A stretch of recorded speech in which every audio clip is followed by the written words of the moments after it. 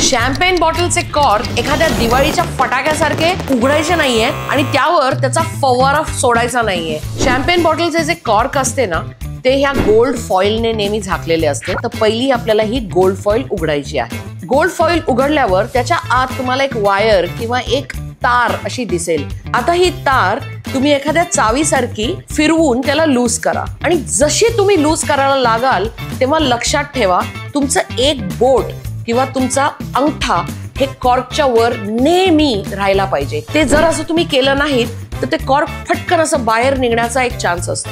मग ही बॉटल तुम्ही 45 डिग्रीवर आपल्यापासून दूर अशी होल्ड करा आणि स्लोली हळूवाराने ती बॉटल जरा ट्विस्ट करा. असं केल्याने ते कॉर्क हळूहळू थोडंसं बाहेर यायला सुरुवात होईल. कॉर्क जेंटली काढा आणि प्रेशर अतिशय स्लोली रिलीज करा.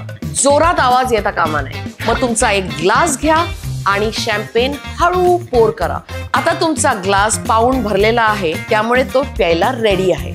आणि सर्वात महत्वाची गोष्ट सुरुवातीला सांगायलाच विसरले, बॉटल तुमची नेहमी अतिशय थंड केलेली पाहिजे. त्यानेच शॅम्पेन तुम्ही एन्जॉय कराल.